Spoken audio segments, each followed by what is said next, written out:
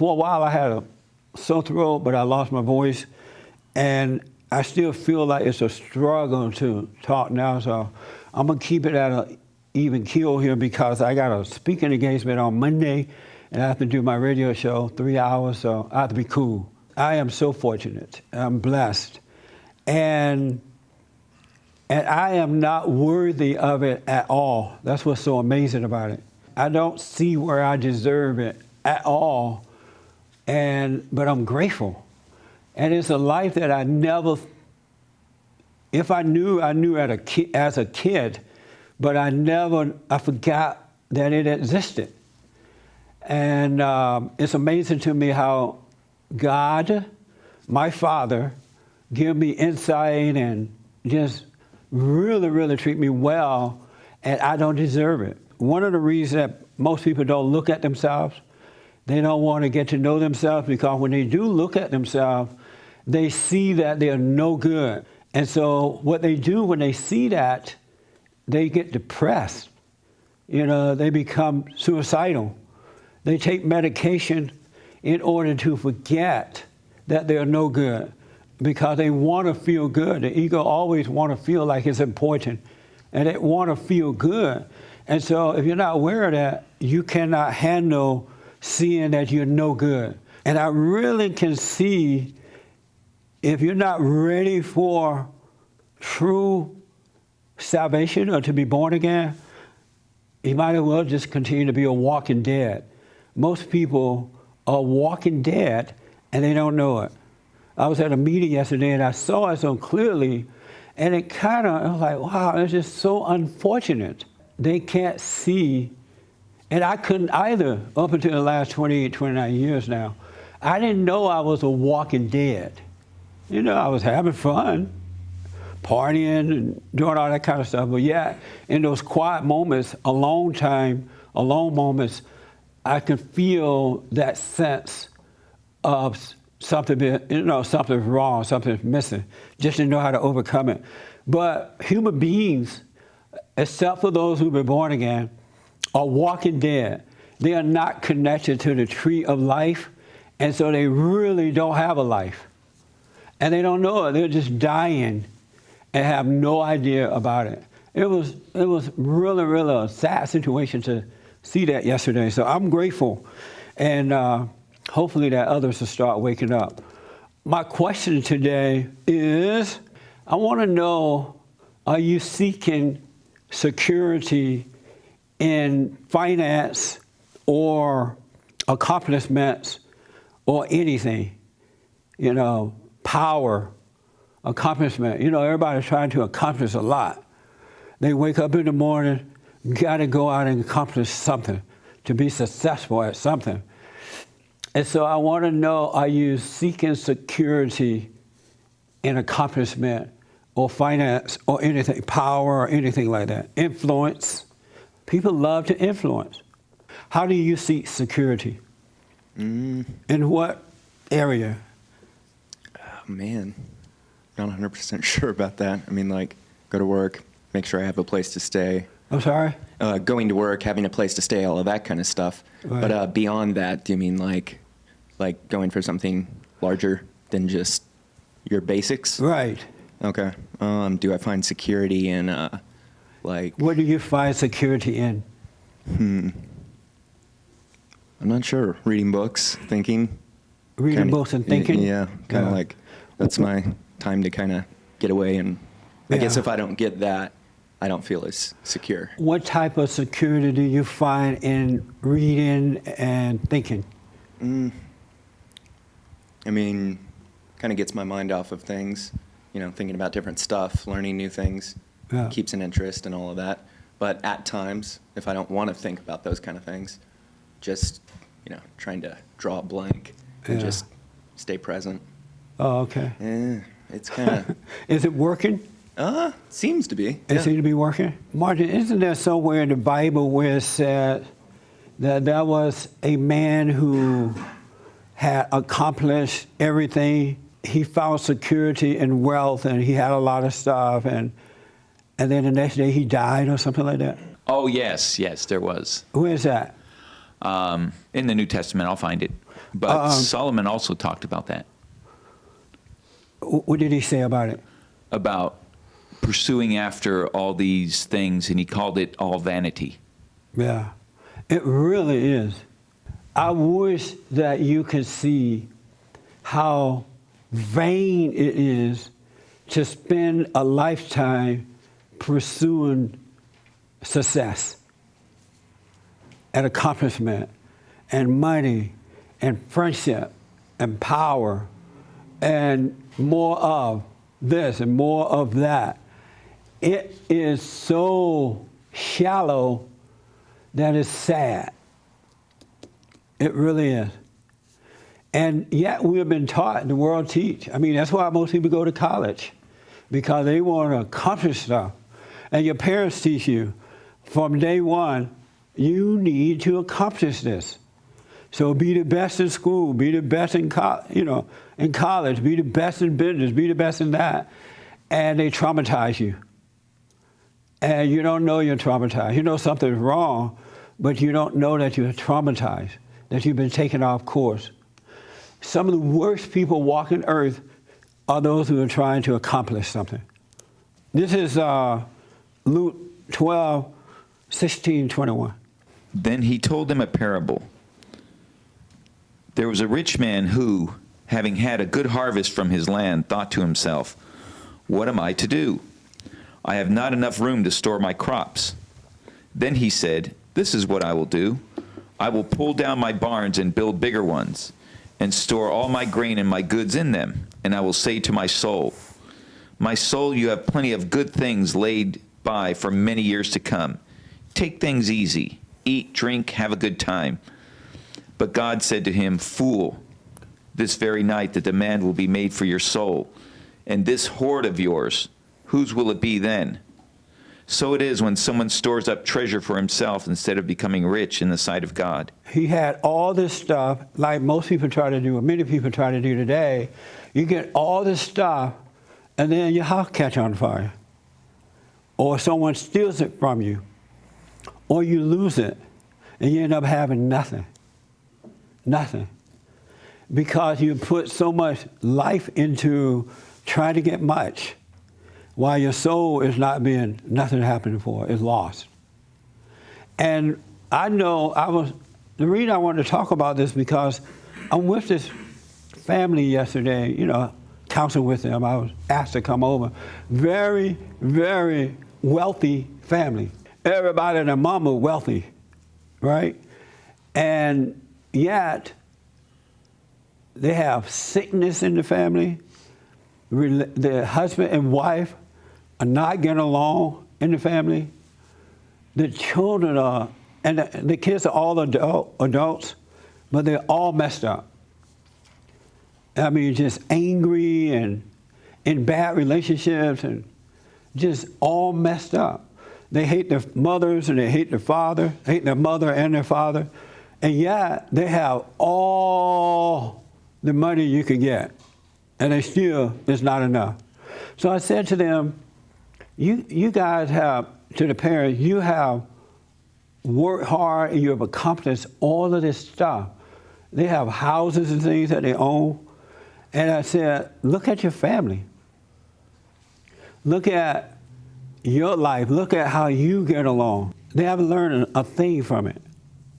They think it's something else other than what it really is. They think that the kids are just being disobedient or spoiled, or the husband don't like the wife because of this or that. They are so blind as to what is really happening, yet they have all the material things, well educated. They have both the father and mother have every kind of degree that you can get. But the entire family is screwed up. The mother walked into the room, and because we were all gathered in the room, getting ready to have this meeting, and the mother walked in, and her 40-year-old son was there, right? He's 40-something years old. And the son and mother greeted each other with a kiss on the mouth, on the lips. And I'm looking at it, I was stunned.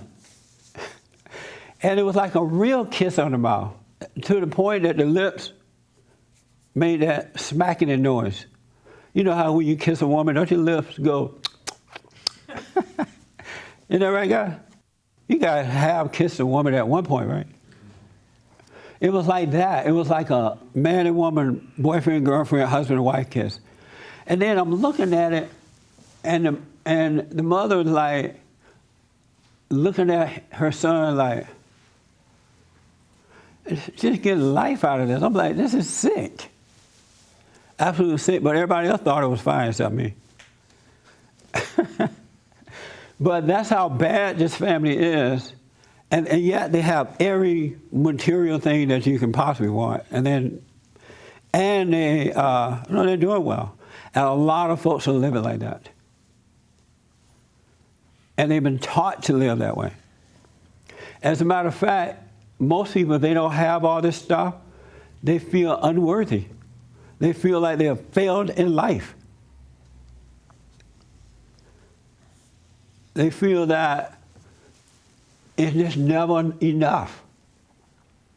And that's living a life of death. You're not connected to the tree of life. And you're dying, you're like the walking dead. So what I want to know, how many people understand what I'm talking about? I do think you need your minimum needs met, at least, you know. Like and, what? Food on a table, roof on top of your head. But I do understand that just spending your whole life and energy just chasing it to increase what you have, it is a waste in the sense that you're eventually going to get old and die. And besides that, just committing to something that material, like you mentioned, you can lose it any time, you know? Yeah. So and why, especially living your life of killing yourself to gain it, that part, killing yourself, is definitely not worth it. yeah. Why do you do it? I personally don't feel that way, but I think it seems like it's a disease that's spread around, and it's the way of the world.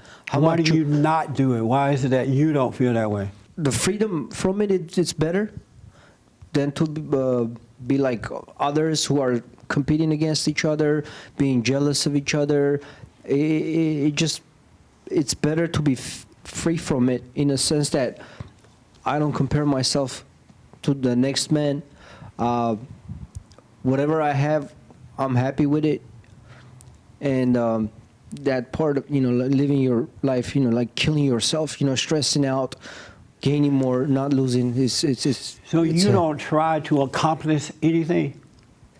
I don't kill myself over it, but when opportunity is there that I can accomplish it, I will move toward it, but I won't lose sleep over it. Or do you find security in accomplishing things?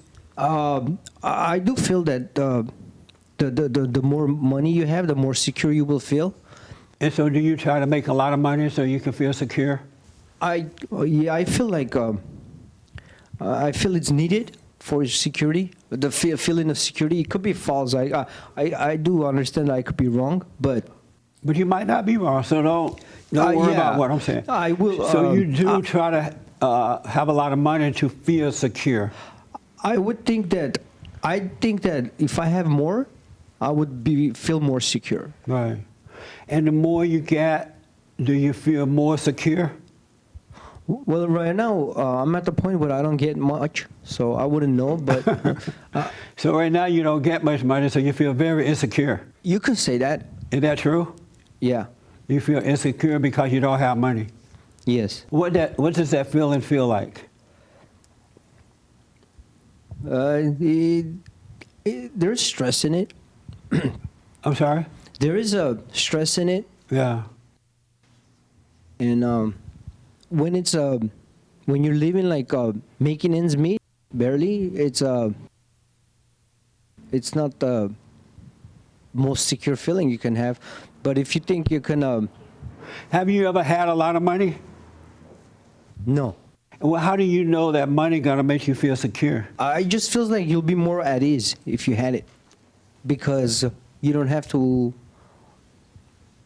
worry about meeting your needs are met, you know? Right. Because most of the needs, I feel like it's money related. Right. I understand.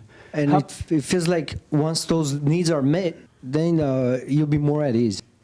it seemed that way? Yeah. Oh, okay. That's amazing. Is it a possibility you could be wrong? Definitely. Oh, okay. Have you ever thought about, you know what? Maybe I'm wrong about this money thing. Maybe it doesn't make me feel secure. The thing is, when I look at other aspects of my life, I don't feel much is bothering me or I'm insecure about it. Right. So it feels like had I had more, things would have been much at ease, you know, better. Oh, okay. I understand. I really do. James, can you relate to this? Do you accomplish money and things to feel better? Feel secure? Yeah. You do? And why? Because I don't like the consequences of when I don't do it. So it kind of puts fear in me so I'm kind of driven towards seeking that. And plus I have a lot of pride too, so it's if you get that stuff you can hold on to, I can hold on to my pride. You can. And most people, if not all, when they get that stuff, they do hold on to their pride. But yeah, it's not enough. They got to get more because the pride is never satisfied. True. Yeah. Amazing. Who taught you this, to be this way? I was always taught to like do my homework and stuff like that as a kid growing up. Yeah. And I also read in the Bible that you're supposed to do everything as if it's unto God. And so I put my pride into that as though that's what I was doing. Doing it unto God? I was kind of imagining that I was doing that. Yeah, when I was, because most people, I think the whole world teaches you to try your hardest. Yeah, it does. Yeah. Started with your parents. Yeah. Yeah. So yeah. Absolutely. How about you? Do you seek security in accomplishment or finance or anything? I have, yeah. You have? Do you still do it? I've definitely seen myself doing that with sometimes with friends, people, just kind of what you were saying earlier, like almost like accumulating friends. Yeah. And in terms of monetary wealth, I've definitely done a lot of things to be hyper-focused on making money. How did you become that way? Where accomplishment and finance was your security, something you need to be going after? I don't know. I mean, I feel like I grew up in an environment where I saw a lot of people that were succeeding in that sense. So I feel like, you know, I probably looked around and saw people making a lot of money and felt like that was something that I needed to do as well. Yeah. And have you noticed that it does not bring security? Yeah, I have noticed that, yeah. And so why do you continue to do it if you notice that? You know what? I made a bucket load of money. I got a bucket load of friends, and I've done a bucket load of things, but I'm still not secure. Why keep seeking it, doing it, if you know it's not working? And I want to know that from other people too, but I'm just wondering, what is the motive? Why not stop when you see that it's not working? Well, I mean, for me, it's, you know, you get in deep on the stuff. Yeah. And, you know, you might see it intellectually, and you might have moments of, you know, a very sort of, very brief sort of capture moment where you say, wow, that's, you know, kind of too much, you know, getting into it too much. But it sort of feeds itself, and, you know, there's a tremendous engine around it, you know, that continues its, you know, locomotion. So it's sometimes hard to say, yeah, I just saw it entirely and I let go and I'm done and I'm not going to be that way anymore. You know, I think that, you know, I've been fortunate on the business front to been able to understand this more. And, you know, what's happened is my whole kind of law career transformed. And, you know, I actually do it for the right reasons. And I'm not motivated by money. It doesn't mean I'm not making a lot of money. I actually am making more money now. And so on one level, I have been blessed to be able to see that. But I also noticed that, you know, I've got into things and people, and it's a kind of a different thing, and you kind of get used to that stuff. Do you know what to do to overcome? I mean, do you believe that that should be and can be overcome? Yeah, I do believe you can overcome it. And I think that the way to overcome it is to be honest about it to yourself and to have the opportunity to see it without judging it, so that you can understand what's really motivating you to do these things and to continue its being perpetrated. So you believe that that's how you can overcome it, or you can see that that's how you overcome it? Well, you asked me if I believe I can, and I said, do I believe somebody can? Yeah, you can believe you can overcome it. I believe it can be overcome. And then that's the way you overcome it, the way you just said? Right, through having conversations like this, being honest about it, and just seeing it. Do you want to overcome it? Yeah, I mean, I've overcome a lot as it relates to this particular topic, so I believe strongly that I do. You know, it's not that I've been able to overcome stuff like what I'm talking about, but I've been able to overcome certain things. But you've not been able to overcome this. If you know the way to overcome it, and you believe it, you can overcome it, why not take that way and overcome it? It's just not. I haven't thought a lot about. With my career, I've actually have overcome it. So, but in terms of like friends and kind of what I would call things, like I just haven't looked at it, quite frankly, in any deep way. And this is making me think about it more today, but I just haven't looked at it. So like the way that you just said, because we have people listening on online here and the people in the audience, and some people are going to try that way, what you just said. Well, here's how you can overcome it. Are you sure that that's how you overcome it? Because some people are going to try that, or do you just think that's how you can overcome it? The things that drive me are, you know, there's something spiritual going on that's driving me to want these things. And so, you know, to overcome that, I've got to pull away from that stuff and be willing to do that. And allow me to overcome the spirit of what's driving me. How do you pull away from it? When you say, I got to pull away from it, how do you pull away from it? Isn't this fun? This is so fun. And hopefully it would get the people to start thinking, know thyself. One of the people at the meeting yesterday asked me, because they got a little ticked off at me, well, who you are? How do you get to be this way? They were like going off, right? How come you're different than everybody else? And I said, because I know myself. I got to know myself. And when I got to know myself, I saw, or God allowed me to see what was holding me back in life from seeing. And when I was able to see that, He set me free. And so my life changed. Like anyone's life can do if they want to overcome. But the problem is, I don't think too many people want to overcome. I'm starting to believe that. I think people pretend for a while. Because I've seen just in this church alone, I see folks come here, they get it, oh, I got it. And then you don't see them anymore. It's like they're not thinking of their fellow man. So how do you think you got it if you got it, now you're gone? You're not even trying to help others or anything. You don't have it. Because once you get it, it's not yours to keep at all. Because the more you give it away, the more you get. You know, it's like life.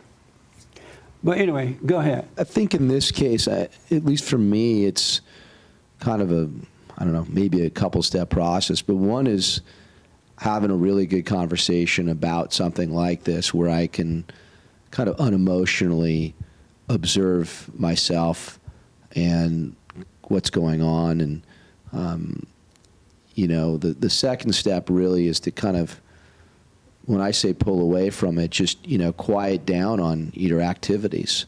I mean, if your issue is friends, then, don't see as many friends and see what's going on with your spirit, when you do that. And so I think that through that, if you're blessed, you will be having an opportunity to see what actually drives you, and you can get over something like wanting to see too many people or, wanting to work too hard. But you have to be willing to go through that. How serious is returning to the Father? How important is that to you? And then I want to ask this young man here too. How important is that to you? It's very important. Is it important enough to let that become the number one thing in your life?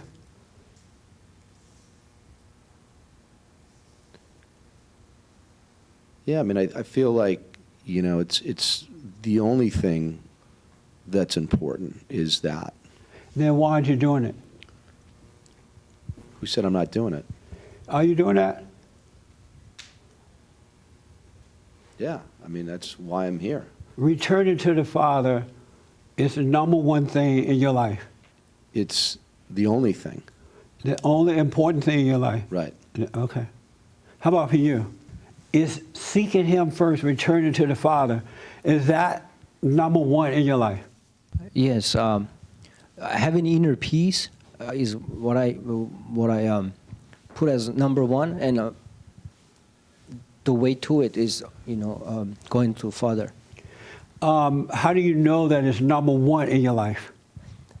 Because And the reason I'm emphasizing on this because it has to be that's the rule, that's the law. Seek first the kingdom of God, His right way, and all shall be added unto you. It's the rule. So you can't do it secondly and think that, you can't put it in second place and think it's going to work. So that's why I'm asking. Go ahead. I mean, yeah, I do think once you have that, everything else is not going to seem important, and you're not going to be moved by. So are you seeking that first? Yeah, it's a priority. I think I would want that before anything else I would want. And what are you But doing? I don't know if I'm trying hard enough or I'm sacrificing hard enough. I would sometimes, temptation would be there, and then I might put it aside. Okay, I understand.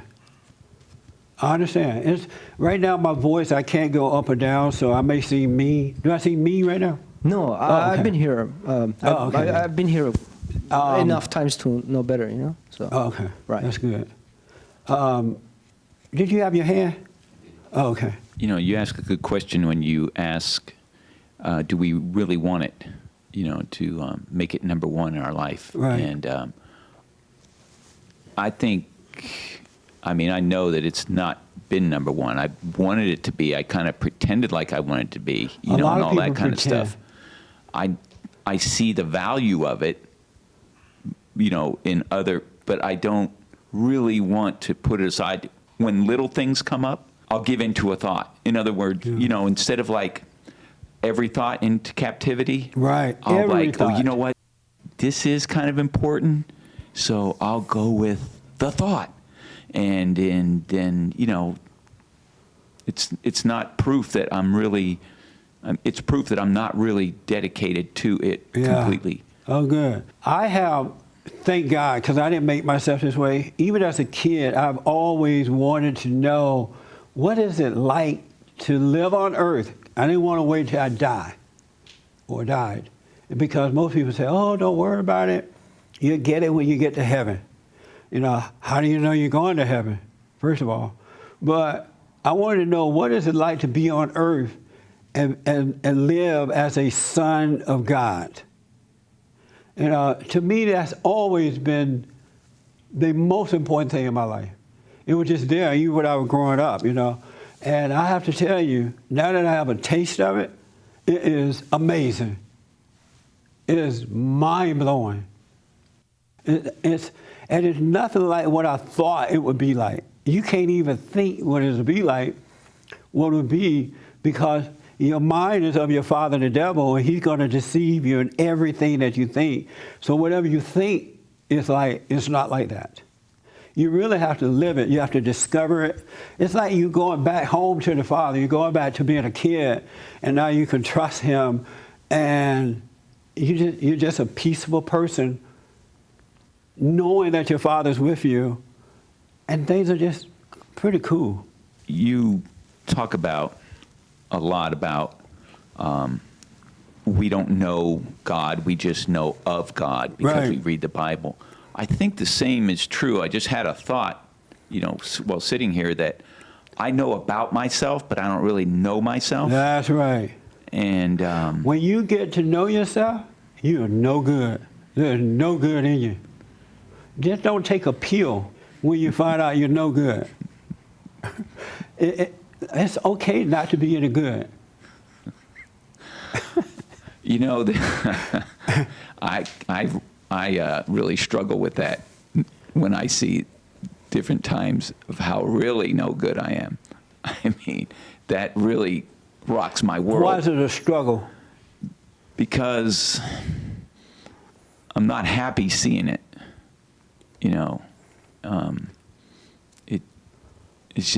It's devastating. Well, then you're never going to get over it then, because it's your ego that's causing you not to want to see the ego, and the ego is no good. Right. So you're never going to get over it. It's going to be like Raymond. It's a serious catch-22. You think you want to see yourself, you think you want to know yourself, and it's really just not true. And I believe that's what the problem is. Yeah. Most people they hear you say, "Oh, get to know yourself," right? And they say, "Oh, that's so cute. I'm gonna get to know myself." And the next time you see them, they're getting to know themselves. But nothing is happening because they are not accepting what they see. They make a decision about it. If they see they're no good, they judge it. I'm no good. I'll never be any good, rather than just seeing it and having no opinion about it. I want to look good. I want to strut. I want to, whether it's in wisdom, like say if I start to say something, I'll be like just sitting back inside myself going, wow, you look really good doing that. Yeah. And it's just all about looking good. So you suffer. Yeah. And die. I have suffered, and I almost died. Yeah. So it kind of helped to make me want to focus a little bit more on. Yeah. I'm telling you, it's unfortunate that Christ came and put everything back in order, and all that is required of us is to live. That's all that's required. And the average person or average people are not doing that. That's amazing, not living. I was talking to some family members some time ago, in recent time, and they were saying that the white people hate Barack Obama. They said they were telling me that white people are racist against him. I said, well, it was the white people who put him in office. If white folks had not voted for him, he would have never become president. But they still racist. They wouldn't let him do anything that he wanted to do. I'm like, have you looked around lately? Where you been?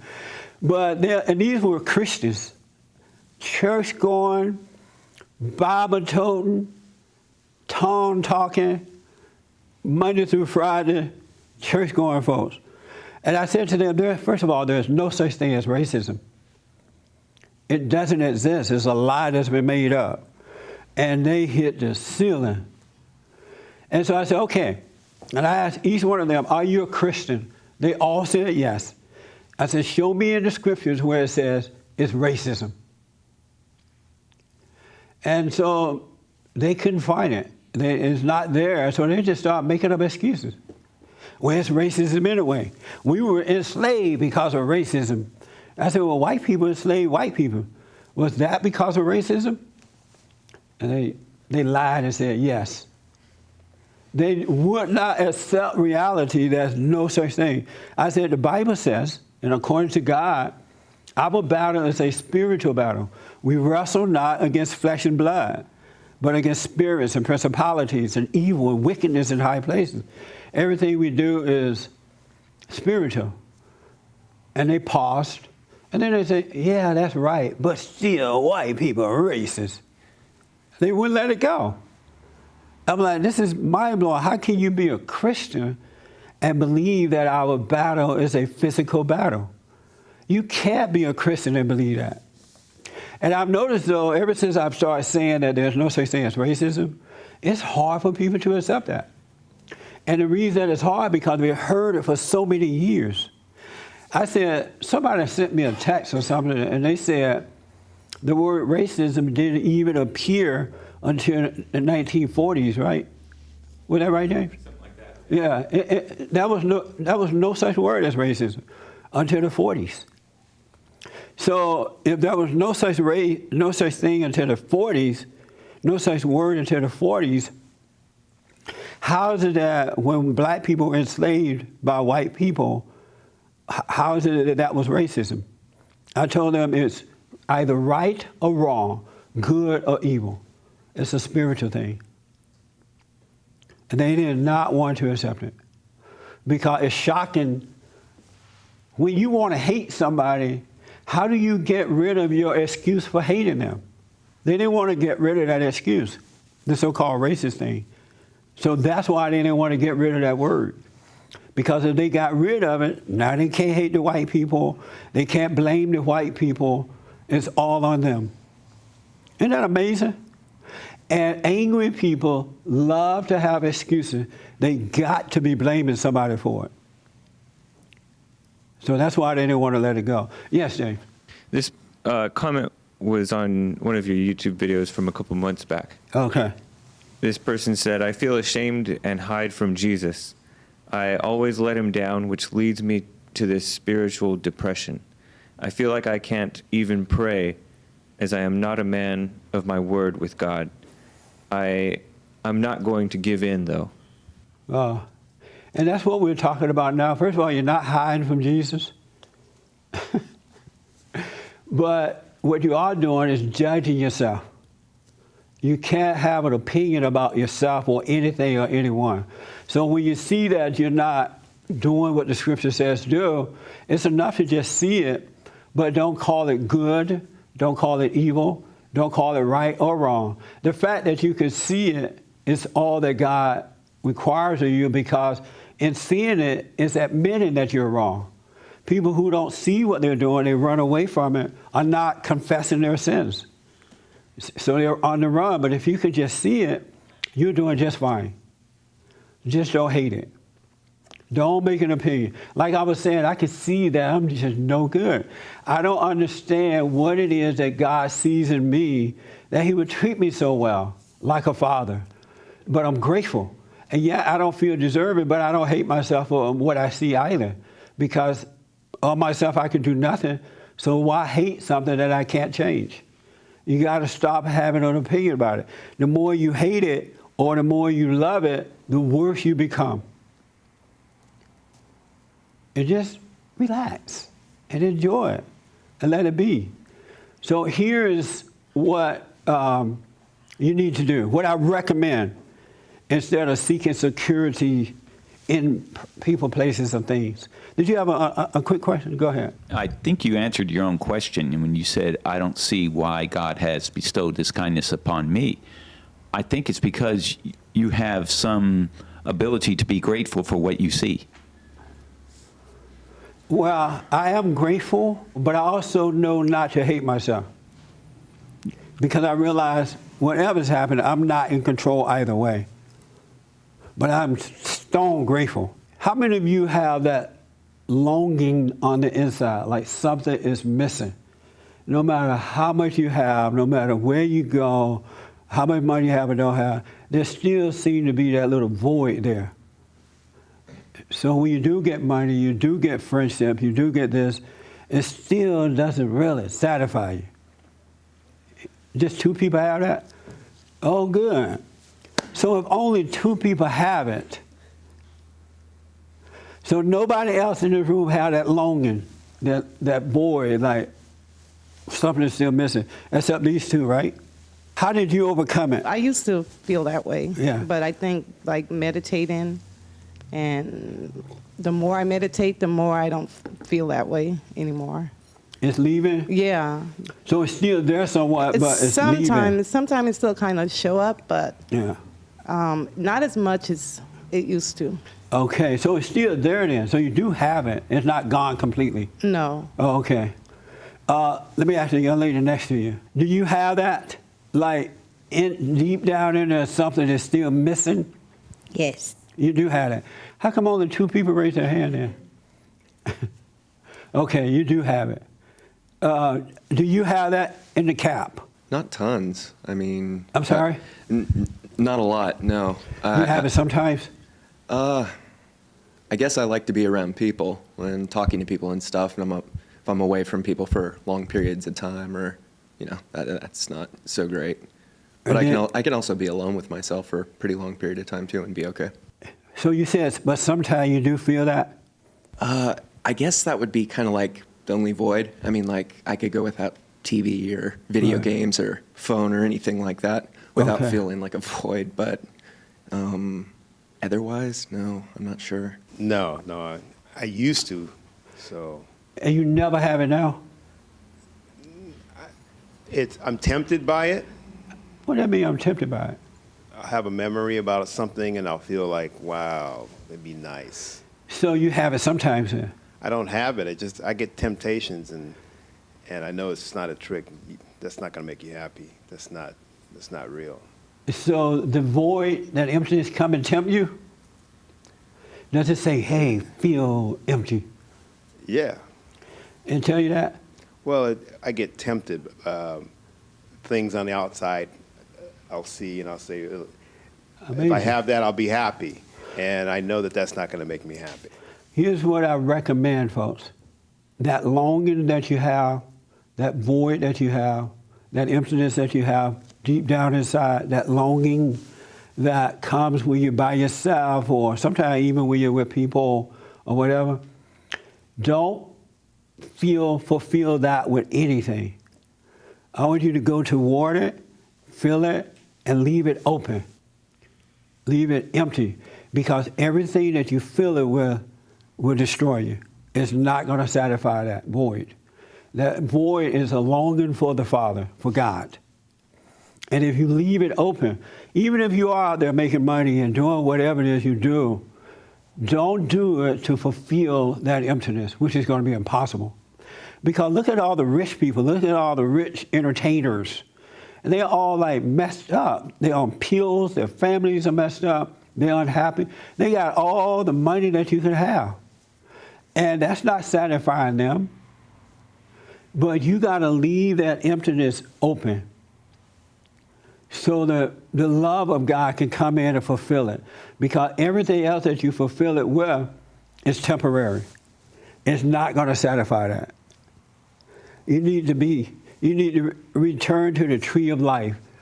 And when you leave it open, don't have an opinion about it, but leave it open. Stop running away from it. Then it will be taken care of. You shall be fulfilled.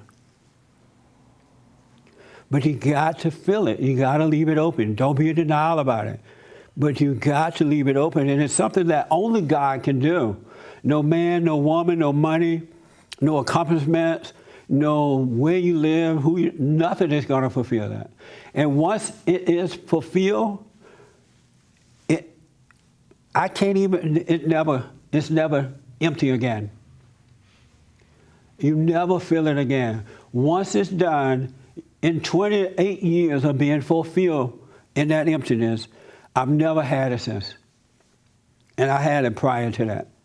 I went to church, I read the Bible, I did all those things. But when I saw what was wrong and realized of myself I could do nothing, I stopped trying to fulfill those things, that emptiness I had. God came in, fulfilled it with love, and I've not been the same since. But you got to leave it open. You got to leave that wide open. Don't deceive yourself because you're not connected to the Father. Anything else that fulfills that is your connection. And that can disappear at any time. Your house can burn down, you can go bankrupt, you can lose all your little so-called friends. Everything can change just like that. And now you want to jump off the bridge. But once he comes in and fulfill that, it's done. Then you can live, then you have a truckload of fun, nothing's that important to you, and all your needs are met. You can take it or leave it. And it just, you start to live because now you're connected or reconnected to the tree of life. You're the branch and he's the tree. You know, I've never looked at my emotions as an emptiness, but I think that's what it is. Whenever I have fear about what's going to happen, so I have to do this in order to keep that from happening, that is my fears, my desires, all those things are my emptiness. Every human being that has fear or doubt or worry or insecurity, looking for happiness in all the wrong places, is empty. It all comes from that because once you are fulfilled, once your soul has reconnected with life, you never feel that way again. Never. No matter if you're with someone or by yourself or whatever people say about you or don't say about you, you never ever feel that way again because you have been fulfilled with the identity and the love of your Creator. And that's why Christ came, to bring peace, to bring life, to make a way for us to return to the Father. And it's really simple, but you got to let go so it can happen. And don't, for those out there especially, don't pretend like you know something you don't know. Don't quote the scriptures just to look good, because you're only deceiving yourself. Because you got to live with you. Now, and so when you're out with your little friends, quote the scriptures, you may impress them, but as soon as you get in your car to go home or you're by yourself, reality sets in. So why fool yourself? And I see that a lot. Stop fooling yourself and stop trying to impress others. You want to become the light of the world. You're not going to become that way trying to, by pretending that you have something you don't have. And repeating what you heard. It's so dumb. It just hit me. It's so dumb to do that. It's another trick of the devil. Because if you knew, just think about it, then I'm done. If you knew the answer, you'd be living it. If it were revealed to you, you'd be fulfilled. And you can't know the truth and not be fulfilled. And when you get a chance, I want you to read John 4:12 and Corinthians 14:25. It's all in there. I'm not making this up. It's in there. It's time to live, folks, and stop dying. You don't need to die. All the folks who have been fulfilled, they don't have to worry about death. They've already made that sacrifice. All those who have not are dying. You are dying while pretending that you're living. And you don't even know you're dying, but you're dying. But it's also in your heart, too. If you didn't have the Bible, you would still know the truth. It's written in your heart. The Word made flesh. You can know it without even reading it in the Bible. But I just give the Bible out sometime because I know that there are some folks, well, where is that in the Bible? Like they're going to believe it when they see it in the Bible. They'll read it in the Bible and still won't believe it. Intellectually they will, but it changes nothing. That's not in the Bible. God walks the dark hills,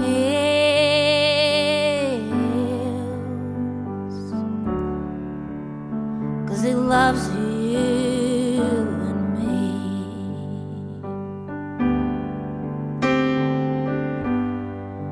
God walks the dark